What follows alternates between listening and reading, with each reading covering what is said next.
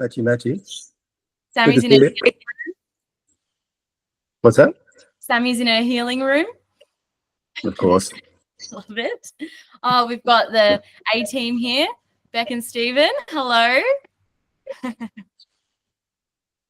So we got Shannon. Awesome. All right, we'll give it a couple of minutes, guys. But welcome. Hello. So good. Maybe just pop in the chat where you're coming from while I admit some more people in. We're all from all over the countryside. I think Kieran wins. Actually? Yeah, sure.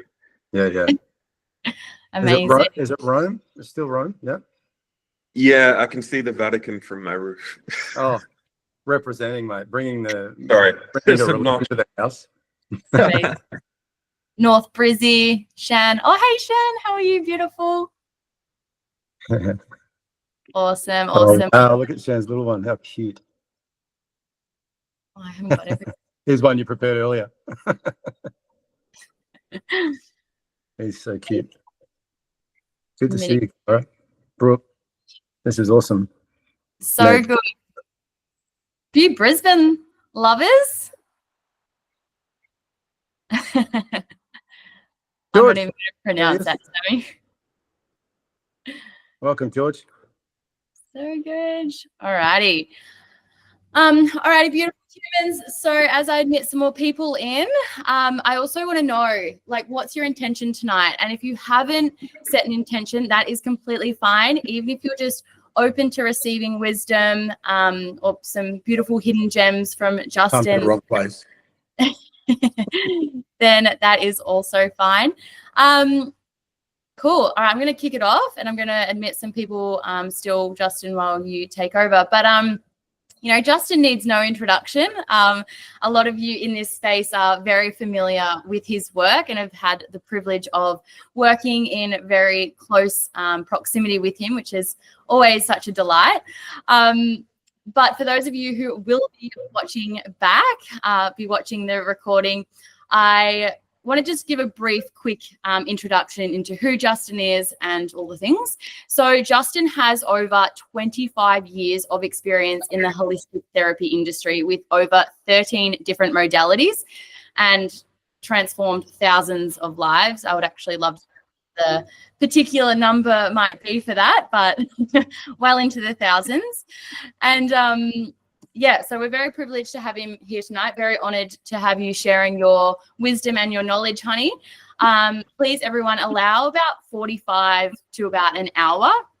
As you know, Justin does love to yarn, have a good chat. So keep that in mind. I know some of you have got, you know, lots of family commitments and waking up early the next day and all the things tomorrow. But yeah, you know, this next 45 minutes to 60 minutes is for you and the future you. So hopefully you've got plenty of paper or notes to take plenty of notes down.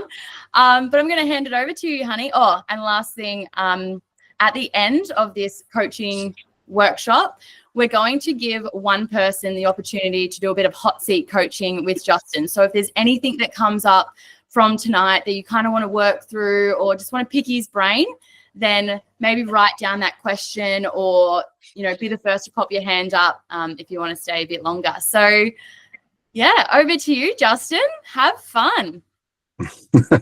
Thanks, honey. That's a pretty intense introduction. I'm curious to hear what I have to say myself after that. Thank you, everybody, for taking the time to join in. This is really cool to see some. Every face I'm seeing here is bringing back so many memories, and it's a real pleasure and a treat to see some people from as little as seeing them yesterday to some people years and years ago. So this is really cool. My intention and outcome for today, from a big picture perspective, is to add value and to give you something that you can walk away with, that you can start to put into practice and implement to have a positive effect in your life. We've heard the term that knowledge is power, but I think that there's a piece missing its potential power, in my opinion. I think that the application of the knowledge is where the power kicks in, because you can know all the good things, but if you're not applying them, then nothing's really changing, right? So as Bree mentioned, we're going to have there's going to be a Q&A at the end if we get time, but we're going to start off with the hot seat, and if you have time, we'll go into Q&A. So any questions that come up, even if it's a challenge, something I say that doesn't resonate, or you have a conflicting idea about it, please make a note of that. And at the end, we can, if we get time, we can capture that outside of whoever gets in the hot seat. So 45 minutes is the aim. We may go a little bit over. If you need to go, we totally understand. There'll be a recording, so there's no pressure. And I'm going to do my best to rein this in because, as you know, I can rabbit on and go down so many rabbit holes. It's ridiculous. So good challenge for myself. So some of you are very familiar with some of the principles and maybe even a lot of what I'm about to say, but there's a war cry of failure that says, I already know that. So there's things that I say to a client sometimes for the millionth time maybe, and when I say it, it's a reminder for me to embody it. Or maybe because of the way I'm explaining it based on the client's unique position, it gives me a different angle or take on it. So yes, there may be things that you've heard before, reading a book, maybe even heard me. And so irrelevant, the war cry of failure is I already know that. So there's always room to improve and get better, no matter how many times you've heard something or know something, because to know and to not do is the same as not knowing. So if you know it, how much are you embodying it? So making sure that you're actually leaving out any prior learning and just being open and going with the flow. We will be going much deeper on what we're going through today at the upcoming May retreat in Bali, which we'll elaborate on some details around that later on. So today it's just about a little bit of an overview of some principles that I think that will be helpful, especially when we're looking at starting a new year and making the most of the year ahead.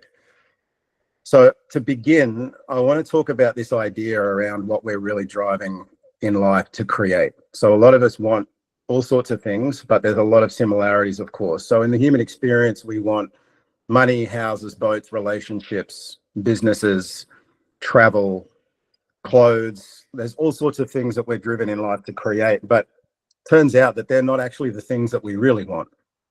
What we're really after is the feeling that we think that we're going to get by having those things in our life. So a friend of mine loves fishing and he's so passionate about it. And when he talks about fishing, he lights up. But when I think about fishing, I don't get a lit up state. I kind of get that'd probably be pretty cool if I was invited to do it one day, but there's no real charge in my body. So I'm not YouTubing fishing videos or going out there and looking to do it because there's just a bit of a flatline feeling for me that might change in the future. So it's not the fishing itself, it's the feeling that we get when we're fishing. So rather than being chasing life out there to create things that we can then hopefully bring in and have and do and be in our life, they're not really the things that's important to us. What's really important is the feeling that we think we'll get by having it.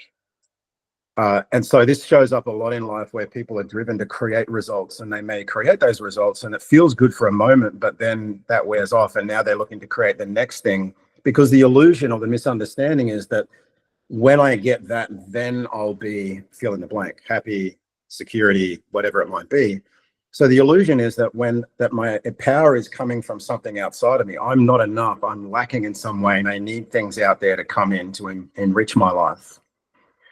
But it's based on a condition that I have within me that says that I have these feelings within me of happiness, joy, peace, bliss, revenge, hatred, whatever. We have it all there.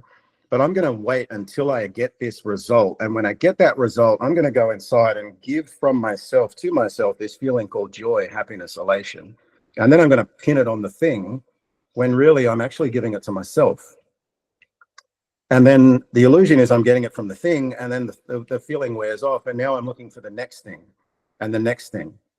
So I've worked with a lot of clients in life that are very wealthy and successful, but they're empty and miserable, because there's a big difference between success and fulfillment. You can be successful and not fulfilled, but you can't be fulfilled and not successful. So we want to chase fulfillment rather than success, but realize that the fulfillment we already have within us. So we want to come from a place of understanding that it's okay to have goals and intentions and desires in life.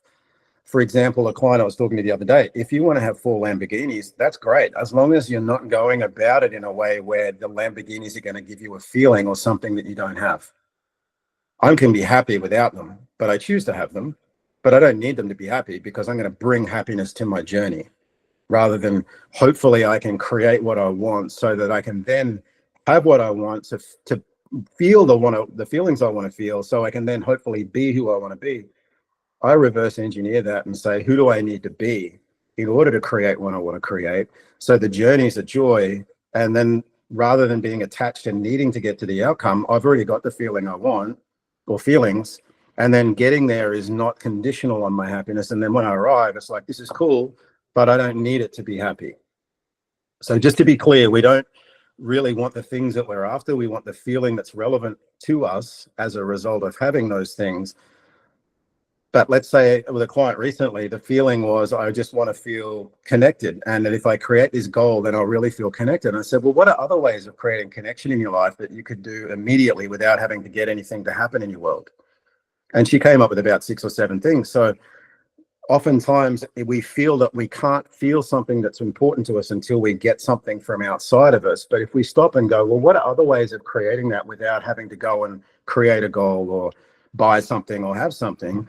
Because there's a litany of different ways to do that. So it's just reframing the way that we're looking at our reality and seeing where our experience comes from, which is internally generated. All stress, all happiness comes from within. It doesn't come from things outside of us. People say to me all the time, is it any wonder that I'm blank because of blank, stressed because of work? And I always ask, is it possible there's someone on the planet that's got the same variables as you, but they're not stressed, they're just taking it in their stride? And no one ever says no to that question, which means it can't be the situation, it must be the response to the situation. So it's all an inside job. So moving on to the next section, which is we're operating in reality with a conscious mind and a subconscious mind. And this conscious mind represents everything that you're aware of in this moment, which represents about, let's say, 3 to 5% of your control and power. We have a subconscious mind that's running the whole show, beating heart, functioning organs, storing memories. And its job is to keep us alive and in the game. The subconscious mind represents around about 95%, let's say 95 and 5% control. So we hear people all the time, including ourselves, say that I'm serious this time, I'm going to commit to this goal, no more slacking off, I'm eating the good foods, I'm off the shit. But then we see that the change doesn't stick and people revert back to their old behavior, or we get started, but we don't continue. Sabotage, we slack off. The reason for that is because the subconscious mind, its primary role is to keep us alive and in the game, thankfully. That's why it's working hard to keep us alive, organs, glands, digestion, immunity. So when we decide in life that we have an intention or a goal, or we want to change in some way, even if it's small, subconscious mind starts to rebel that change, because the subconscious mind is primarily driven to keep us alive and survive. And in order to do that, it's going to keep us in a sameness, familiar rhythm of how we've always been. So how I've always been might be eating shit, not exercising, not engaging in the world. And because my subconscious goes, okay, that's great, we've survived, things are good. So even though the subconscious understands that eating that food and not going out and exercise is not good for us, it perceives it as good for us because we're still alive and we've survived, and that's all it wants us to do. So then we step in with our conscious mind, 2 to 5%, and we say, I'm off the shit food, I'm done, I've got to exercise, I'm serious this time. That's the conscious mind talking. The subconscious mind is programmed to keep us in the same rhythm of eating the crap. It's going to pull us out of our rhythm and sabotage and create excuses not to slack off, cravings for bad food, because its perception of the change means we may not survive. So let's just stay doing the same thing. So it's the very thing that creates the self-sabotage. Then you couple that with things like belief systems. I'm not good enough, I'm not worthy, I'm not deserving. And then you have a programming on the computer that's designed to keep us in a rhythm of sabotage, because we all have good intentions, but yet whenever we don't see consistency in our performance and our results, it's because there's a disparity between the conscious mind and the subconscious mind. And when there's a disparity, the subconscious mind is always going to win, because it's 98% roughly in control, 95, 98%. It's like trying to race the Ferrari on a moped, right? Good luck. So we want to understand that in order to, there's 2 ways to hack the operating system of the subconscious that perceives change as a threat and not surviving. And that is, when you think of a change or a goal or an outcome that you want to create in your life, you want to get clarity and detail and specificity of that. And we're going to get a bit more information around that in terms of the structure, the creative structure versus problem-solving structure in a moment. But then you want to consider, what's the goal beyond the goal? So my vision or my goal or my intention is this, and it might be in 6 months. Then you want to think about, well, what would be the goal beyond the goal? So 12, 18 months after that, what would be the next leveling up from there to there, given my point A back here? Because then when you imagine yourself in the next iteration, happy and successful and having a greater result in your life in different areas, your subconscious perceives this next goal that you have as safety, because we see that there's a reality beyond that where things are going to be okay. Right?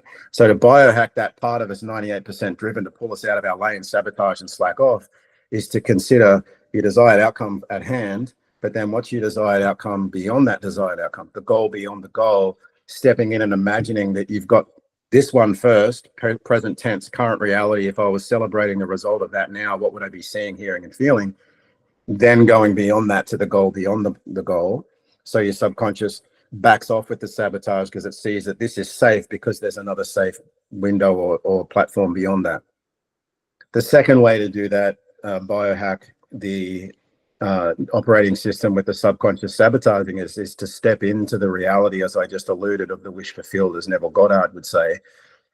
Stepping into, most people I work with, in fact, everybody I've ever worked with can tell me a lot about what they don't want. But when I ask them what they do want, I get very vague answers, or I get a, I don't know. So if we were going to go and create a holiday, we get absolute specificity, detail, and information way before we leave, and that's what ends up happening. So we have to get real clarity on what it is we want. And this segues us in now to the next aspect of tonight's talk, which is the problem-solving structure versus the creative structure.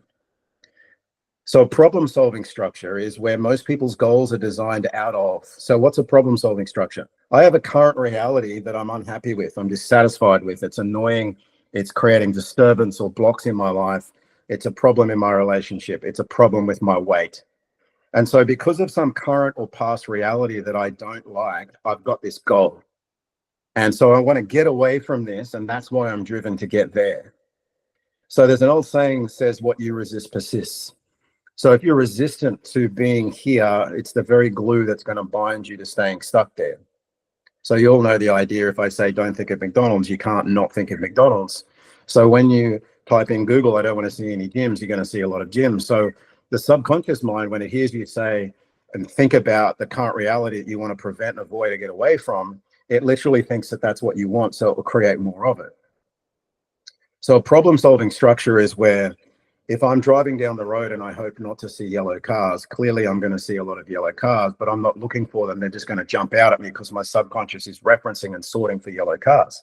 And we all relate to the idea of when you get in your car and you're out driving, you see them everywhere.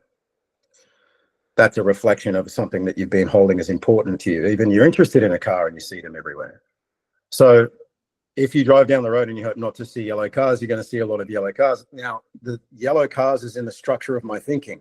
I don't want to see yellow cars. So what's going to be in the structure of my reality? Yellow cars. So when we have a problem-solving structure is, I don't want to be fat. I'm trying to get away from this challenging relationship that I've just had. And that's why I want someone who's going to treat me nicely. Or I've got to lose the weight. I've got to stop the current drinking pattern, or whatever it might be. When the problem is in the structure of our thinking, the problem is going to reflect back at us in the structure of our reality. You've all heard me say that if you look at the mirror in the bathroom and you look like crap, you don't order a new mirror, right? That's a bit crazy. You realize that that mirror is reflecting back exactly what you're presenting before the mirror. So life is a mirror. Life is going to reflect back that's going on in your psychology and in the makeup of how you're thinking, and you're going to see a reflection of it. People are anxious to change their reality, their mirror, but they're not taking responsibility to change what they're creating internally in their consciousness and thinking and focus that's determining the reflection. So the problem-solving structure, we've all got clarity on that, right? It's what we don't want. We're trying to get away from some reality that's annoying. We're trying to fix a past, heal and mend a part of us. If we step over now into the creative structure is where we have a vision or an idea of what we would love to create. Not because of something that we're trying to get away from or prevent. It's just because that would be amazing. So if I've got something that I want to create in my life, that's a creative structure, it means that it's in a pure creative form. There's no disturbance of negative energy, of prevent, avoid, hoping not to experience the same past issues or challenges I've had. So it's just a creative structure. I would just love to create X because that would be incredible. That'd be amazing to experience. I don't need to create it to feel good in life. I bring that to my journey. I'm coming from that place, but I choose to level up and see what's possible and reach my potential by creating this thing just because I think that would be incredible. So when we have resistance to some past thing that's annoyed us or gotten in the way, it's going to show up and reflect more in our reality. But yet when we step into a creative, pure energy form of a structure of a creative structure, purely what I would love to create. If someone said, I'll give you 100 grand to design your dream holiday, you wouldn't be going, oh, well, I'll make a list of the places I don't want to go, few holidays I've had so I can work out what I want to do. You don't do that. That's a problem solving structure. You go straight into what would I love, 100 grand, that's amazing. Or places I want to travel, maybe see certain concerts or things I want to buy, do, experience. And you're thinking about that in a pure creative structure. So we want to make sure we apply that same structure. You may have a current challenge that's going on in your life, and that's okay. You get awareness of the challenge, but once you've got awareness of the challenge, now you put the challenge aside and you go, given my point A, given my current reality, not my current shit show, right? Because that's a problem solving stuff. Given my current reality, what would I love to create? Just because that would be compelling, where I get to look back at this current reality and go, thank God that actually occurred in my life, because it held space for me to open into a new possibility in a creative structure and learn and grow and evolve in myself to now experience this goal. And on that topic, remember that the goal, it's not important what the goal is, it's important what the goal does. Who do you become in the pursuit of the goal? Because when you get the goal, you climb the mountain, you get to the top, what do? You party for a while, but then what's next? I got to climb down the mountain, go home. So the idea here is that it's not about climbing the mountain. It's not about getting the goal or having the goal. It's about who do you become in the pursuit of the goal? The Olympic athlete that's getting the medal on the podium, crying and emotional, looking back at how they became, who they became in the pursuit of the goal, and injury, adversity, 3 ACLs, Brie, right? Looking back at the reflection of who they became in the pursuit of the goal that creates that emotion and pride that comes out in them. So we need to think about, who do I need to become in order to create the goal? Arnold Schwarzenegger was interviewed and asked after he made his first movie that was a flop and he was getting bagged big time. No, we couldn't understand him. He looks ridiculous. Arnold, what's next for you? And he said, that's very simple. I am the #1 action hero in Hollywood. And the journalist said, but Arnold, you've just made your first movie and it was a complete flop and everyone's bagging you. There's not one positive review. And he said, how do you intend to do that? And he said, that's very easy. Same I did in bodybuilding. He said, quote, I create a vision of who I want to be. And I live each day into that picture as if it were already true. He was walking up to people saying, don't you know who I am? Don't you want my autograph? And people were like, no, obviously maybe a bit intimidated. And I'm Arnold Schwarzenegger. I am the #1 action hero in Hollywood. So he was embodying and being who he needed to be to create the goal. So rather than hopefully I can create a goal so I can then have what I want, to then feel what I want to feel so I can then be a certain way in life, it's like, oh, hang on, let me get clarity on what it is I really want to create in a creative structure that would be just compelling and amazing just because. And if I'd already created that, stepping into the land of celebrating having it now, who would I be? How would I walk down the street? How would I present to the world? Because there'd be some differences. And then if I already had that now, how would I progress in my life?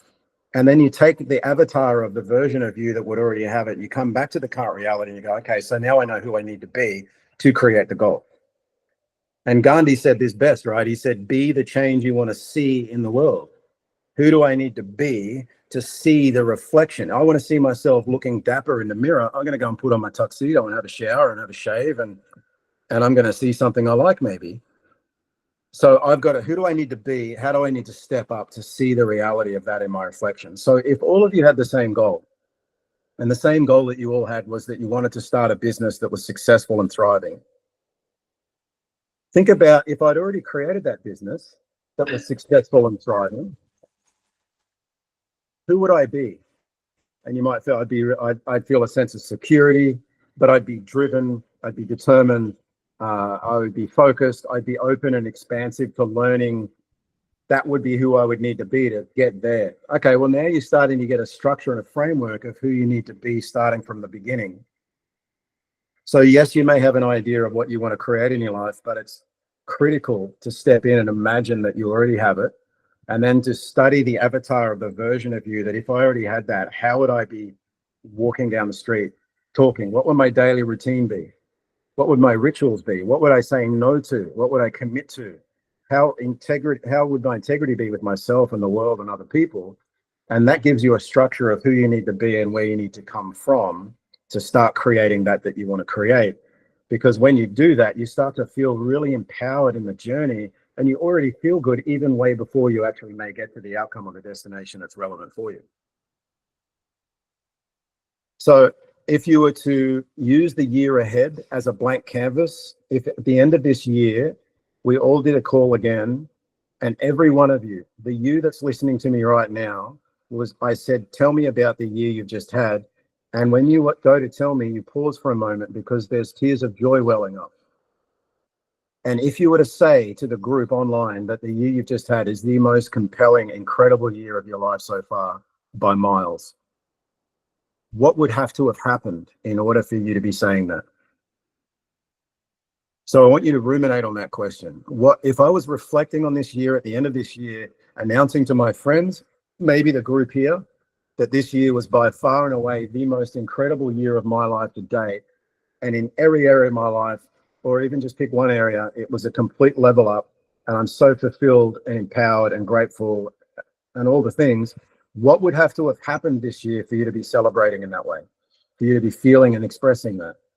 And start to use that as an idea of starting to create a creative structure around what you want to utilize this year for. So if you're going to buy a car or a vehicle, you're thinking about how you want to utilize the vehicle, right? Is it a people transporter? Is it a material transporter? Is it a bit of fun? Maybe a sports car? You're thinking about how I want to utilize a vehicle in order to select a vehicle that you want to get. So we want to think about the 12 months ahead. How do I want to utilize this year as a blank canvas to create in the world? What's available in the world is anything. Everything's on offer. What would I love to create? Connecting to the outcome of already happening, imagining that you're celebrating the victory of it, it's experiencing it now. What would you be seeing? What would you be hearing? What would you be saying to yourself? What would you be experiencing to create a vibration of having already arrived in your nervous system? Because remember, the universe doesn't hear you, it feels you. So when it feels you embodying that vibration, you start to see a reflection of opportunities, people, situations, insights, ideas that reflect and create more resonance in that frequency or pattern. And then thinking about, if I already had that, who would I be in the world? And bringing that version of you back to the beginning and embodying the essence of who you would need to be to go on and create that. Okay? So thinking about what your non-negotiables would be, your daily rituals, what you would absolutely need to do to make it occur. And the $1 million challenge you've all heard me say is, if you were offered $1 million to hit that goal, would you take on the challenge? Stupid question. Of course I would, Justin. Okay, so would you try and get the $1 million? Would you have a crack? Or no, you wouldn't try. You'd be saying to everybody, I'm getting this million. You watch me. It's a done deal. So when you think of something that's important to you, think about, if you were literally offered the $1 million, how would you lean into life? What would you do to guarantee of the result? Because even though you know the $1 million idea is illusory and made up, your nervous system thinks it's real. Because when I ask this of people in a session, you see them perk up. $1 million. Oh, wow. I'll tell you what I do. I would. And then they tell me these ideas that they never had before because they were just interested in the result, but they weren't committed. So sometimes for a little extra credit, you can get some leverage and ideas and insights about how to show up, how to overcome difficulties and obstacles by putting it into the committed framework of being offered $1 million for the result. So let's do a time check. It's not too bad. Look at that. Okay, that's pretty good. All right, so at this point, because we're going really well with timing, let me ask if anyone has any questions. There is a hot seat coming up. Any questions that are coming up for anybody so far with what we've discussed? And there's only one bad question. That's the one you don't ask, right? Question. Could be an observation. it could be a challenge or something I've said and may not agree with it fully. Maybe I've explained it really well. I So think everyone's just taking it in, everyone's just taking it in. just sponging it all at this point, I think, mate. Yeah. Processing. Yeah, That's I a good love point. it. I've heard it before with you, and I love it equally the same over and over. So what's the highlight for you, Christian?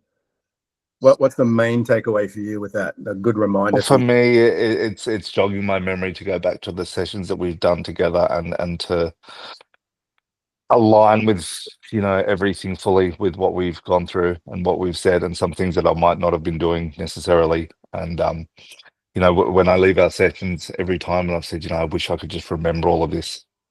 You know, so and I say to you over and over, like I want to record these sessions, because for me, it really sinks in when I listen to it over and over and over. And for this, for me, is, you know, hitting through again. So, you know, it's made me excited to get off my ass and come back and see you as well.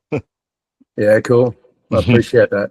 And so, and there's going to be a recording for tonight, so you get to listen back to this again. Oh, don't you worry, you know I will. Yeah, I've listened to your voice notes that you sent me about 50 times, and I've shared them with anyone I can. So I appreciate you, mate. That's beautiful. you too, bro. Okay. Oh, yeah, Brooke. Hey, Brooke. I think, hey, how are you? Good, I thank think you. for me, the most important thing is remembering to embody the person that you want to be. Like, you need to start, I don't want to say like pretending, but I guess like acting out how you see yourself in the next year. Like, just start doing it now, even though you might not be there, because sooner or later it's going to happen. Like, it's going to help you get to where you want to go. Yeah. Is it, I mean, we're called human beings, right? We're not human doings. And so one client was really motivated by money, and I said, so who would you be if you just had $10 million released into a trust account from a deceased relative you didn't know about? And she perked up and was a totally different being. And I said, how would you approach life? How would you walk down the street? And it was like, she just morphed into a totally different person. And all of a sudden, as a result of stepping into that beingness, all of these ideas came up for her about what to do in order to improve her financial position. So when we embody the beingness of who we'd already be if we had it, we bring that back and step into that beingness, our innate wisdom, our subconscious gives us insights and ideas about what it is to do, whereas most people just get stuck on the what have I got to do and how am I going to get there. Forget the how. Allow the universe to be the CHO, the chief how officer. Just get clarity on the what. Imagine you've already got it, and embody and act as if you already have it and how you'd show up. And then your innate wisdom says, well, here's what we should do. And what about this? And then you get an expansive idea of how to show up. So appreciate that, Brooke. Thank you. Was there anything else for you? Awesome. Thank you. Shannon. Hey, beautiful. Good to see you. Blast from the past. I can't hear you. I can't hear you. Still can't hear you. She's working on it. Kieran, did you have a question? No question. Can you hear me, by the way? Yeah? Yeah. No, sorry about that. Yeah, no, That's still okay. can't, but Can you hear me now? yeah. Oh, there we hang go. on. Okay. Sorry, it was just my headphones are not working on the audio. Yeah, sorry. My question, or it's more of like a personal observation and maybe something that would have to require a little more excavation. But I feel like when you ask that question around, like, if you had $1 million, what would you do? Or if you were offered $1 million, what would you do? And I instantly went into like a bit of anxiety, because I was like, oh, I'd have to work really fucking hard to get that money. And there was a part of me that was like, almost wanted to avoid it, because I was like, oh my God, there's so much that I would want to do this year, like to make it the most amazing year. There's so much that I would want to do. And then if someone was like, I'll give you $1 million to do it all, I'd be like, oh, I can't. Okay. Yeah. Well, would you need to do it all for it to be an incredible year? Well, if we're talking about like the most incredible year you've ever had, Okay. I was just like letting myself visualize what would be all of the things Like, Okay, cool. I was coming back here and talking to you guys, and I was like, I did this, and this was fucking amazing, and blah blah Yeah, blah. yeah. And then you were like, yeah, how would you get it? I'd be like, oh, way too hard. Yeah. Well, remember, less is more. And even though there may be a lot of things, you don't have to go out and do all of those things for it to have been an incredible year. You could do 10% of those and it'd still be an epic year. Yeah, I agree. So sometimes we can overthink things and think, oh, well, that I'd need to do that and I'd have to do that. And that's what creates overwhelm and can start triggering emotions that are unresolved within you, like anxiety. So what you do is you pare it back and you say, okay, so what would be the top 2 or 3 things? If I just pick 2 or 3, what would the top ones be for me? And once you've explored those, you may go into 4 or 5 or 6 or 7, but you get excited into that wonder and all that childlike fascination of, oh, I'd love to do this. And it's like, hang on a second, maybe that's not really doable in 12 months, because if you take a year and a half or 2 years to do all of those things, there's no pressure to do it within the next year, because you can pick a 1 or a 3 or a 2 year time frame. So I just use the example here of a 12-month, using it as a blank canvas to create with. But yeah, that's obviously highlighting as well that maybe there's some anxiety that's unresolved, which can create neck tightness and stomach upsets and all that stuff. But that's a whole nother rabbit hole, right? Is that helpful? Yeah, it is. It is. Yeah, that really resonates. And how you do one thing is how you do everything. So maybe overwhelm can play a role at times by thinking about all I've got to do, and I've got to do this and I need to do that. And the antidote to overwhelm is just focusing on what's the tiniest next step in front of me. Through thick fog at night, as you can only see as far as your headlights, but you can go the whole journey that way with the segment of the distance in front of you. So yeah, I love that. Cool. Thank you. I appreciate that, Jen. Thank you. That's awesome. Anybody else? So the hot seat's coming up. We'll just talk about the Bali retreat for a moment. Then we're going to the hot seat. So somebody gets to go into the hot seat, which is a question or a challenge, maybe thinking about a pattern you've experienced in your life that you're struggling to break, something that you want to create moving forward, but maybe there's a block or interference going on from past programming that's getting in the way of that. Maybe it's for a friend. And I encourage you to ask the question or step into that hot seat, because when you get the ideas and solutions or answers or insights for you, everybody will be relating that to their own experience. So it's not just helpful for you in the hot seat. So you're actually serving the whole community here by stepping into the hot seat. So let's just talk a little bit about the upcoming Bali retreat, May 5 to 10 in Uluwatu in Bali, which is super exciting. I might hand over to Bree for a moment just to take us through some information. Have a little break, dolls. Yeah. All that chit chat. Yeah, so we've got a beautiful retreat coming up. Most of you would have seen it in Bali again. Some of you that are on here are coming, which is awesome. We are teaming up with Meg from Lift HQ, as it is a fitness retreat as well. But the main reason I want to talk about it today is because Justin is going to be hosting 3 mindset and emotional intelligence workshops where we're going to be going a little bit deeper than just the surface level mindset stuff. So this is actually a beautiful opportunity to have like a 3-day immersion and go that little bit deeper with any conditionings, any blocks that are coming up. It's not just your typical like go to Bali for 7 days, feel great, and then back to reality kind of thing. We're there to really get to the crux of how you're showing up in your reality, your relationships, your connections, like not just connections with others, but yourself. So it's a beautiful opportunity to take your 2025 to a deeper level, because when you go deeper with yourself, you can only go deeper with all areas of your life. So we're just opening that up as a beautiful opportunity. We do have limited spots left, as our early bird was a bit crazy and went a little better than we expected. So yeah, if anyone is keen, just let us know. We're happy to help. But yeah, it's going to be an amazing time with all of our facilitators and current people we've got coming. Yeah. Do you want to add anything to that, Dulles?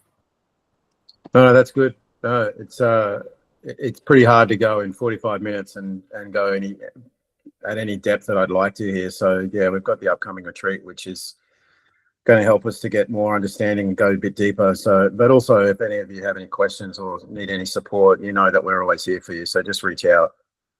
So no, really excited. I just want to add as well that the feedback and the reviews and the the energy that was created at last year's Bali retreat was just incredible. And it's a credit to you, Bree, for what you created as a visionary for that. And so jump in because I think that we're probably going to book out with this next one. And it's really exciting to go to the second iteration of this over in Bali. There's an amazing resorts in Uluwatu. So it's a great opportunity. Amazing. Awesome. Thanks, honey. All right, I reckon we get into some quick hot seat coaching. Hot seat time. Yeah, I might just mention quickly that every month moving forward, we're actually going to be doing these Indi Active workshops online. Every single month, it is going to be different. We'll be having the Indi Active facilitators jump on and host their kind of genius as the workshop. So we've got Justin this month doing mindset. Next month, it's actually going to be the beautiful Sammy, who was just on here, and she's going to be doing a meditation and energy clearing session, which if you've seen her work, it's amazing and one not to miss out on. So we're going to be doing like a series of this for the next 12 months, which is really exciting. So if you are keen, just watch along on the socials. You'll see us share some more things about it, but we'd love to have you all there. And especially in the next 6 months, like we'll do another mindset one in 6 months time, and we'll really keep you guys like focused on that goal that you're setting, like your desires, like who is that version of you and are you aligning with them every day? And I might just actually add to that as well, something that really helps to keep me accountable to the woman that I want to become, and that version that, you know, is fulfilled, that is happy, is vibrant in life, is asking myself in those moments where we could call them weak moments, where we could revert back to old ways, or we might want to snooze the alarm, or, you know, have the extra bottle of wine. Like, it's what would my higher self do? And in that moment, it's a great energy interrupt. So just a little tip from my end with that as well. But over to you, honey. Okay, so who wants to jump in the hot seat? Who has something that they've been stuck with or would like some support around, or some new ideas or insights around, whether it's something old or something new in terms of a block or a habit or a challenge or a difficulty? Hey, mate. Jump straight in, George. Love George, it. well done. Good to see you, buddy.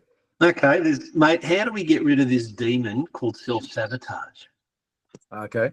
Yeah, good question. Things are going well, and then you think you pull back. Yeah, I don't know, mate. No, just kidding. So Burn the bridges, I don't know. YouTube, there's probably some helpful information there.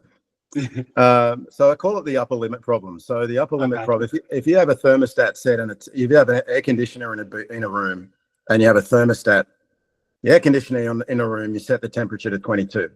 Yeah. There's a thermostat in that motor that's designed to keep the temperature in range. So if the air gets a bit cool in the room, thermostat kicks in, you hear the motor kick in, and it's designed to keep the temperature in the range.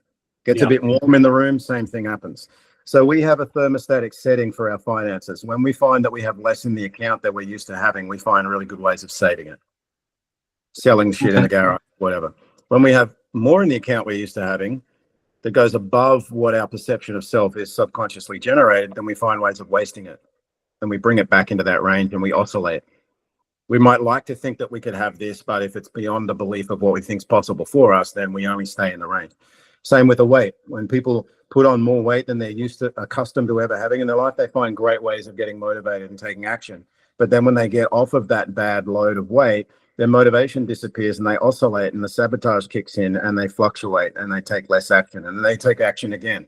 If they look better than they have in their whole life for a long time, they slack off and they find reasons not to stay in the range. It's the same in relationships. It's the same everywhere. So the sabotage is it's the subconscious kicking in and going, hang on a second, this is change, it's different, it's not familiar. So the sabotage creates the pulling out of the lane of the direction I want to go, slacking off, sabotage, because it's programmed to keep us in a familiar sameness rhythm, and that's change, and it's a threat to our survival. And this is not the conscious mind talking, it's the subconscious. Then there's belief systems that we have and unresolved programming that we have that has this thermostatic setting low, where I'm trying to raise the setting and produce results up here, and I'm taking action and I'm starting to nudge here, but then I slack off and I sabotage, and I don't understand why I do it, but I do it. is because 98% of the system is wired to keep you in this range and to stay in a safe, familiar rhythm. Yeah, but why is that? Why is that? It's like skiing, you know. You get on a slope and you start going faster than you've ever gone, and the hair on the back of my neck stands up, and I'm so excited. I've got a grin from ear to ear, and I shit myself, and I think, hang on a second. Yeah. So you're asking. So you understand the principle, but what you're asking is that why does the subconscious do that? Is that your question? Yeah. Okay, so it's like if you see a computer on a desk and nobody's ever seen an office, a computer, they walk in, maybe they're from some African village somewhere, they walk in and you're showing this computer and you show them what you can do on the computer, and they're looking at this computer going, holy shit sauce, this is amazing. Hey, mate. And then you print out a document and it comes out from the printer over there, and they're looking at the printer and going, why is the document coming out over there? And so that's the printer. So this computer can do all of those things you just showed me, but it can't even produce the document. No, it's not its job. It's the job of the printer. It doesn't operate that way. So a subconscious mind is not out to get you, but it has a way that it operates. So you don't go out to the car and wonder why the car won't start when you stick the key in the muffler. That's not how it operates. So we've got the greatest computer on the planet between our ears, but we're never given the user manual, and it's not overly user-friendly. So to the extent that we understand how it operates, we can start to work in alignment with its operation. So it's not about necessarily why does it operate that way. It's about how does it operate, and let me operate my thinking and how I show up to life in alignment and congruently aligned with how it operates, because that's when things become more seamless. Dealing and addressing with those subconscious blocks and interference and programming and beliefs that are keeping this low threshold, because that automatically raises and there's less resistance. And now you start working in alignment with what's causing the sabotage, and the sabotage disappears. So it's not about why does it operate that way and how can we change it, or that's how it operates. So let's honor that and work in alignment with how it operates so that things can become more simplistic. Because if you think about cleaning your teeth, everyone thinks about cleaning their teeth. There's no resistance. There's no part of me would like to, but another part of me can't be bothered, and it's a waste of time. Conscious mind, subconscious mind, congruently aligned, and as a byproduct of that, it's very consistent. And we clean it without motivation. It's effortless. Anywhere in life where there's inconsistency, disparity, push-pull, sabotage, it means that there's a subconscious program that's pulling in one direction, and our conscious mind is trying to step in and make us go in the other direction. Subconscious is always going to win because it's 98% in control, roughly. Yeah. Right? Yeah. So how's that land, George? No, mate, that makes sense. I just need to process it. Yeah. Yeah, look, I understand it. Sometimes people say to me, well, that's just so screwed up. Why would the subconscious do that? And it's like, it's not out to get us. It's just that it has a way of operating, and that's its way of operating. And there's no changing that, but there's working in alignment with it. Just like when you have someone in your life that you have resistance with, it's not trying to force them into your way. It's about working with them and coming from a place of understanding to create the result that you want. So it's about honoring and understanding how it operates, which when people hear these principles for the first time, which, you know, most people hear, it's not the first time. The most common thing I hear from people is, it makes total sense. This is incredible. Why weren't we taught this at school? Yeah. And so now that we understand how something operates more, if you hand someone a mobile phone that's never seen a phone before, you can produce much better results than them because you have a greater understanding of how it operates. Yeah. So this is about understanding more about how I'm wired, how this thing operates, so I can put it into alignment and into use in alignment with how it operates, so that then the results are more seamless. And remembering as well that all growth as humans happens outside of a comfort zone. Very true. Yeah. So when it's challenging and difficult, that means we're evolving and up leveling, because if we stay in the comfort zone, that's why people stay in an abusive relationship, a job they hate, because at least they know what tomorrow is going to be. Yeah. But the uncertainty of stepping out of that is too difficult and unfamiliar, so they just stay put, and the subconscious says, no, not surviving, let's stay put. And we'll complain to everybody about it, but at least we know what tomorrow is going to bring. Yeah. So that's that subconscious programming and staying in the familiar, but is it really serving us? It may be familiar, it may be very a familiar rhythm or pattern, but is it really serving me? Because it's not about right or wrong, it's about effective and ineffective. So, yeah. Anything else on that, George? Has that covered your question? Or it has? Thank you. You're welcome. And self-sabotage, by the way, is very, very common, and it indicates that there's a low threshold of the programming. I have beliefs of I'm not good enough, I'm not worthy, I'm not deserving, I'm not capable, and unresolved emotions that are keeping this threshold down. Whenever we resolve that, a belief, this comes up. Another emotional belief, it comes up more. And then we start producing in this range, because the results of the printout of the results you're experiencing in every area of your life is directly in alignment with what you believe is possible for you. Not consciously what you'd like to believe, but subconsciously what's held as a belief based on programming. Yeah. Beliefs determine thinking. Thinking determines behaviors. Behaviors determine results. You want to change the results? You got to change the beliefs, because that's what's generating the thinking. When I change beliefs with clients, they'll tell me their perspective on something. And then when we change the belief, I come back and say, so earlier you were telling me your perspective was X, Y, and Z. And they're like, no, that doesn't make any sense. That's ridiculous. I know I said that, but it's crazy now, because there's totally different thinking, because there's a different belief in the system. And if you're designing a 3D landscape design image on a computer and the best you've got is Excel, it's a limited result, but that doesn't mean the computer's shit. It means that you've got limited programming. You download a software program, you can produce an incredible result with the same computer. We've all got the computer, but is our programming up to date and up to speed in alignment with that we want to produce? And how you know that, whether it is or isn't, is look at the results in every area of your life. But take heart, because that can be reprogrammed very, very quickly. Okay. Yeah. Very good. Thank you, George. Appreciate you, buddy. Cheers, mate.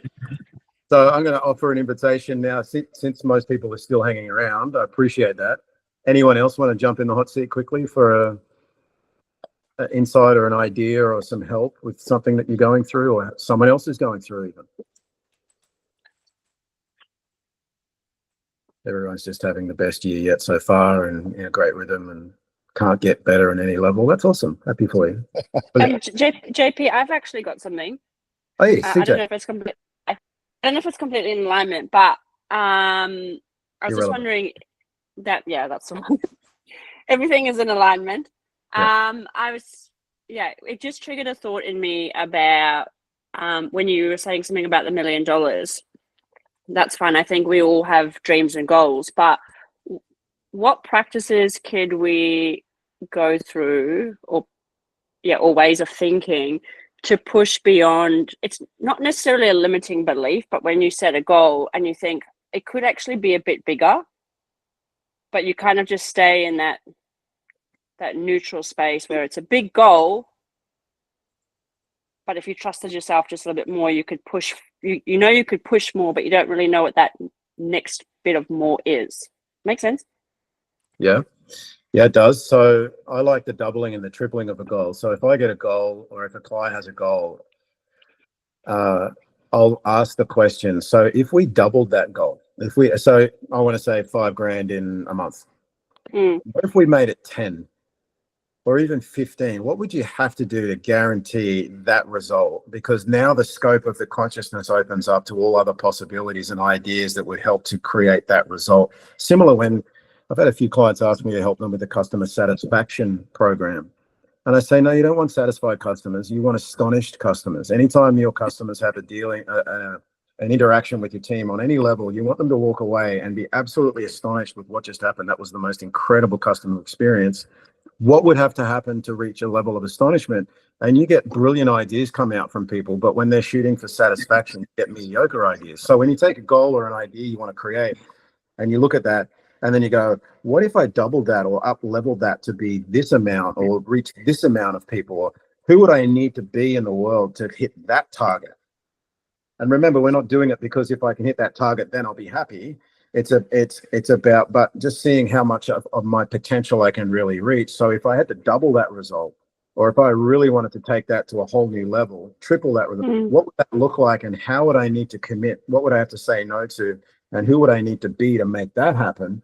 And when you do that, that doesn't mean that now you have to commit to that, of course. You may come back and pare it back, but it can, when you up level like that, your consciousness opens up to all other available ideas that may not be available through a level that's maybe a little, not mediocre, but a level that's not as grandiose. Does that resonate at all, CJ?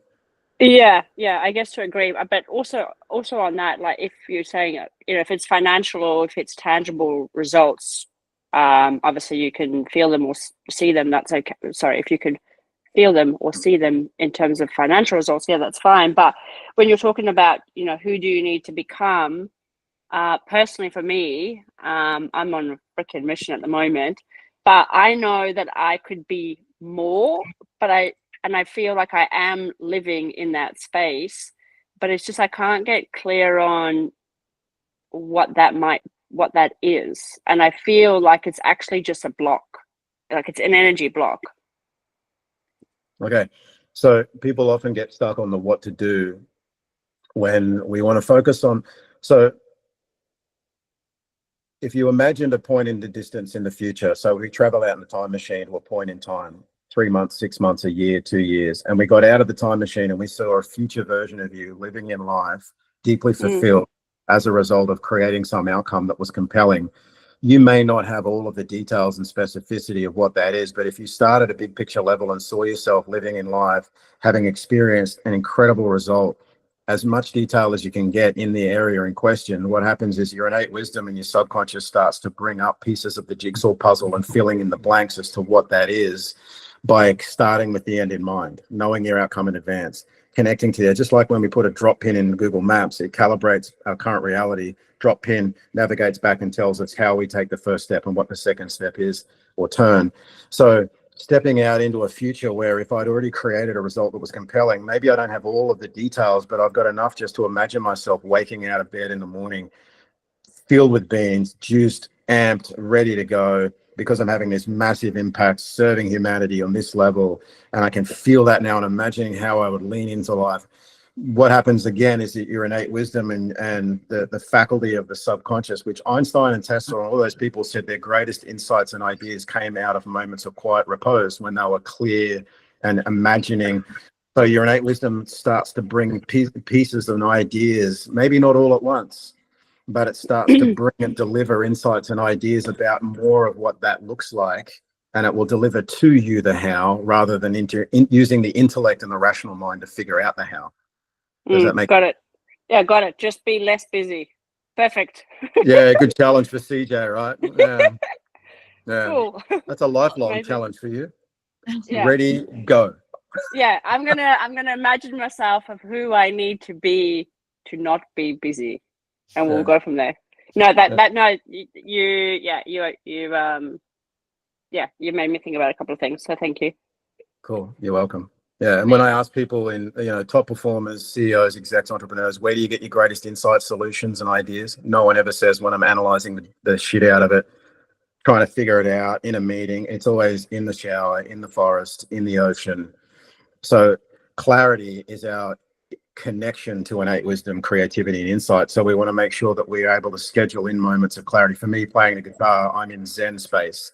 Insights and ideas about how to navigate things and its clients just come bubbling up because there's space available for it to come forward into the conscious mind, which is clarity is essential. So challenge accepted by the look of it, has CJ?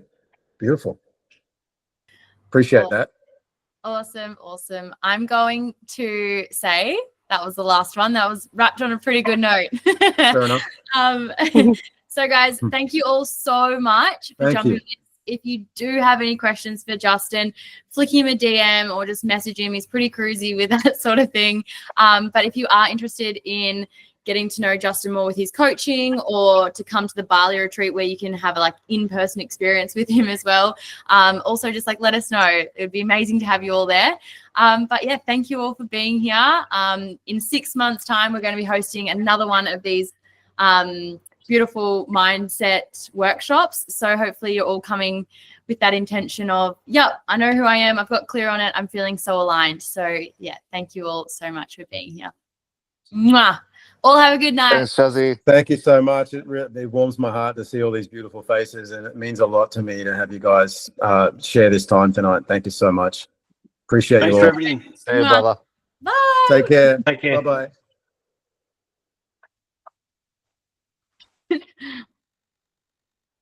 Hi, Andrea. Bye, Andrea. How was that, Anu?